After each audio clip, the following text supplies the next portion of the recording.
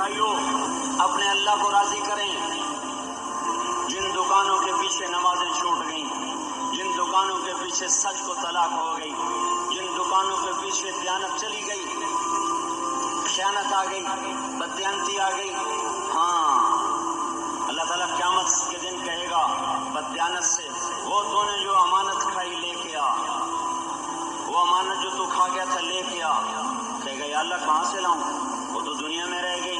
اللہ تعالیٰ فرمائیں گے پڑی ہوئی ہے جہنم میں، پڑی ہے جا اٹھا کے لا۔ اور وہ جہنم میں کیسے جائے، تو فرشتے ماریں گے چٹ، اور وہ اس کو لے کے چلیں گے، اور چلتے چلتے دوزخ کا سب سے خطرناک حصہ حاویہ، وہاں اس کو لے کے جائیں گے جہاں منافق رہتے ہیں۔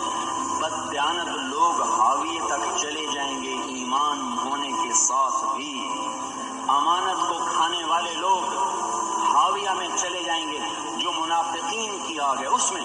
وہاں دیکھے گا تو جس کا مال دبایا تھا دنیا میں وہاں پڑا ہوگا، کہے گا اچھا یہاں پڑا ہے، اتنے میں وہ تباہ ہو جائے گا، اس کو اٹھائے گا، کندھے پہ رکھے گا، پھر اوپر چڑھنا شروع کرے گا، چڑھنا شروع کرے گا، چڑھنا شروع کرے گا۔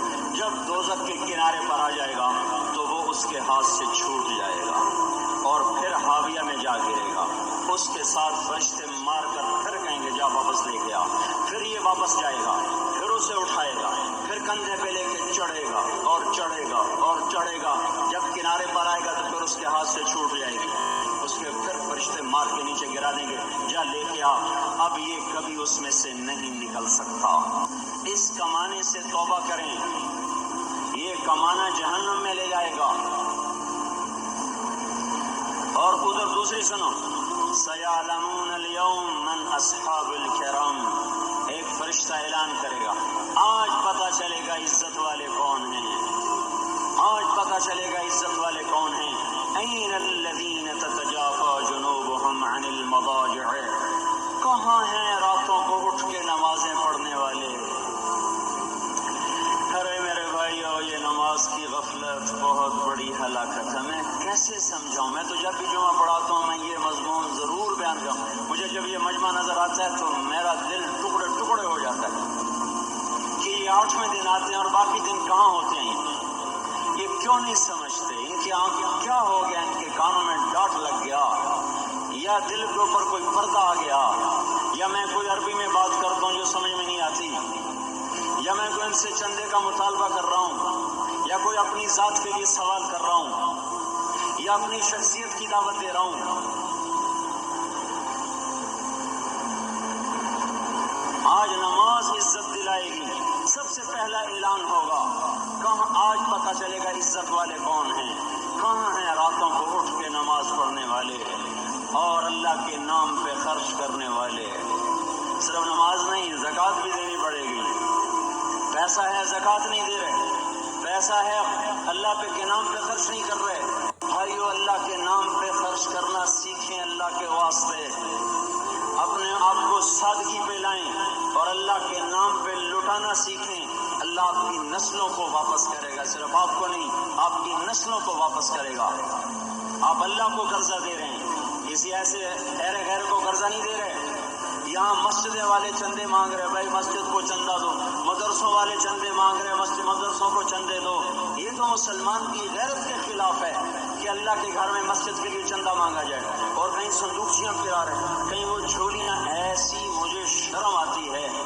یہ کرنے والوں پر بھی میں کیا کہوں، ان کی عقلوں پہ بھی پردہ ہے کہ اللہ کے گھر میں مخلوق کے سامنے جھولی پھیلاتے ہیں، اور پھر ان مسلمانوں کی آنکھوں پر بھی پردہ ہے کہ ان کو غیرت نہیں آتی کہ مسجد کے لیے جھولی پھیلائی جا رہی ہو، اور یہ گھروں میں اچھا خاصا کھاتے پیتے ہوں اور مسجد کے لیے جھولی پھیلائی جائے اور مسجد کے لیے صندوق رکھے جائیں اور ہر نماز کے بعد مدرسے کے لیے لوگ چندہ مانگ رہے ہوں۔ یہ ایمانی اور غیرت کے خلاف، مسلمان کی سخاوت کے خلاف ہے کہ اس طرح مسجد کے لیے جھولیاں پھریں اور مسجد کے لیے صندوق پھریں۔ ہم تو اللہ کے نام پہ بے دھڑک لگائیں، اقیموا الصلاۃ وآتوا الزکاۃ، اقیموا الصلاۃ وآتوا الزکاۃ، 67 دفعہ یہ حکم چلا ہے، اور ہر دفعہ زکوٰۃ کے ساتھ نماز، نماز، زکوٰۃ، زکات نماز، نماز زکات، زکات نماز۔ نماز پڑھنے والے زیادہ ہیں نسبتاً زکات دینے والوں سے، زکات دینے والے تھوڑے ہیں، پیسہ جاتے ہوئے جان جاتی ہے۔ ہمیں نہ دو، اپنے غریب رشتہ داروں کو تلاش کر کے دیں، اپنے غریب رشتہ داروں کو، اپنے غریب پڑوسیوں کو۔ آج جو صحیح دیانتدار تنخواہ دار ہے وہ بھی مستحق زکات ہے اگر وہ دیانتدار ہے تو۔ اگر رشوت نہیں لیتا تو آج کا ایس پی بھی مستحق زکات ہے۔ میرا دوست ایس پی کہنے لگا میں زکات کا مستحق ہوں، حالانکہ میں ملتان کا ایس پی ہوں، کہ 15 دن میرے گھر میں کبھی سالن پکتا ہے کبھی نہیں پکتا۔ اپنے اوپر صرف خرچ کر، بچے کو کھلونے کی خواہش تھی، 1000 روپے کے کھلونے لے کے دے دیے، کیا ظلم ہے یہ؟ 1000 روپے کے کھلونے بچے کو لے کے دے دیے، کیا اللہ نہیں پوچھے گا کہ اس 1000 سے کسی غریب کے گھر کا دیا جل سکتا تھا اور کسی کے غریب کا ایک ہفتہ گزر سکتا تھا، تیرے کسی مسکین رشتہ دار کے گھر میں بھی کچھ سالن پک سکتا تھا۔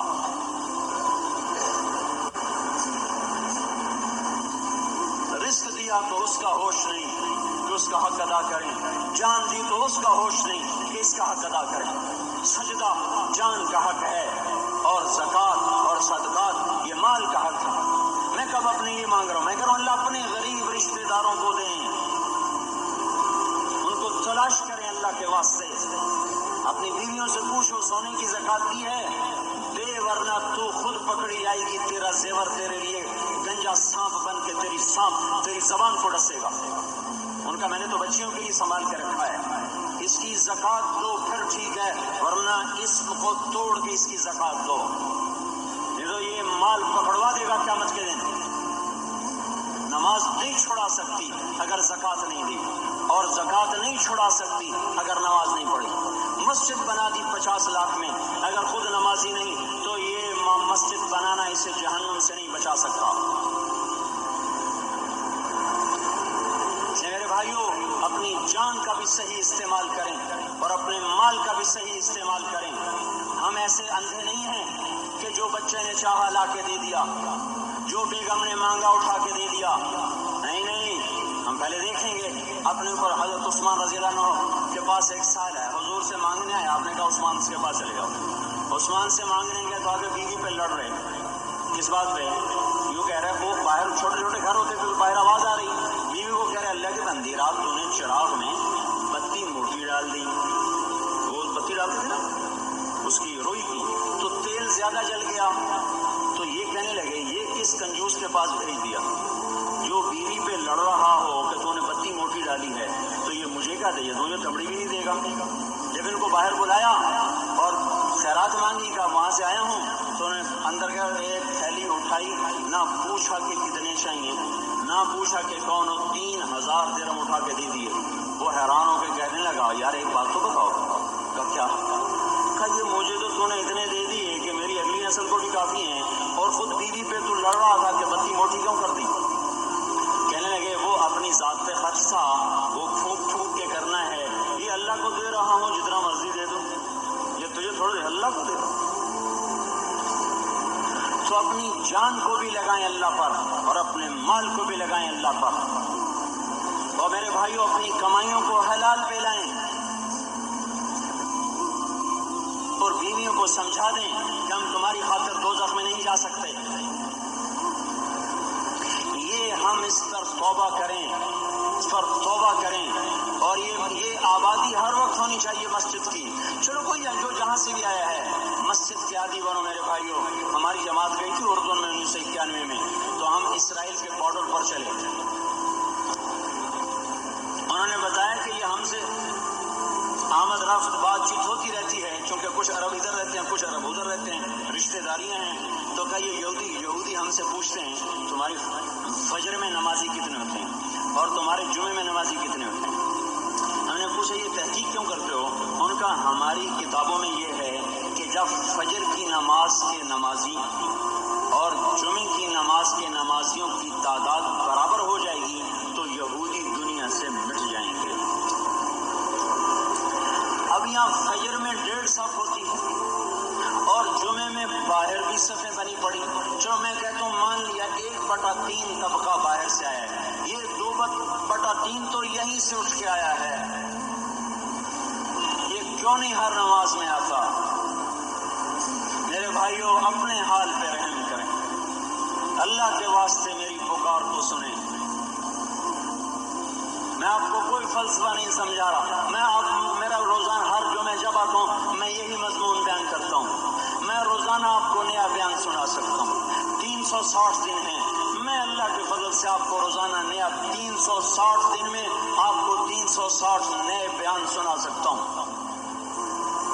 میں یہاں بیان کرنے نہیں بیٹھتا, اپنا دکھڑا میں روتا ہوں کہ پوری گلستان کالونی جہنم کی طرف جائے اور میں ان کا پڑوسی ہوں اور میں انہیں جہنم میں جاتا دیکھوں اور میری ہائے نہ نکلے تو میں ڈوب کے مر جاؤں. جلتا کتا ہم نہیں دیکھ سکتے اور اس ہماری آنسو نکل پڑے. چوہے کو ہم جلتا نہیں دیکھ سکتے اور میں اتنی شکلوں کو جہنم میں جاتا دیکھوں. جس نے فجر آج نہیں پڑھی اس نے پر جہنم کو واجب کر لیا, جو اب آئندہ اثر نہیں پڑے گا اس پر جہنم واجب ہو گئی. پھر میں کیا مضمون بیان کروں, کیا فلسفے بیان کروں؟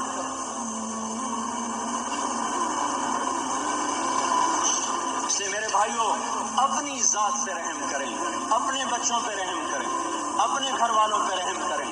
مسجد کی دوڑ لگائیں, اپنے مال کو اللہ کے نام پہ خرچ فرمائیں تاکہ یہاں بھی جہان بنے اور وہ بھی جہان بنے. کیا زندگی ہے, چلتے چلتے سانس نکل جاتا ہے پھر یوں مٹ جاتے ہیں جیسے دنیا میں کبھی آئے نہ تھے. پوتے پوچھتے ہیں ابا دادا کی قبر کہاں ہے؟ ابا کہتے ہیں بیٹا یہیں کہیں مل گئی, پتہ نہیں کہاں ہے. آج تو اگلی نسل دادے کی قبر نہیں دیکھ سکتی. ہم اس دنیا کی خاطر اللہ کے باغی ہو جائیں.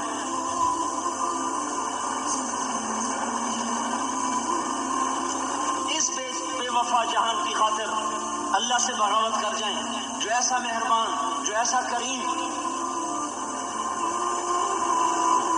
تو اس لیے میرے بھائیوں اللہ کے واسطے اللہ کی بارگاہ میں توبہ کریں اور اپنے اللہ کو راضی کریں. یہی میری فریاد ہے, یہی میری پکار ہے. میں بھی توبہ کرتا ہوں, آپ بھی اللہ کی بارگاہ میں توبہ کریں کہ کوئی کام اللہ کی منشا کے خلاف نہ ہو.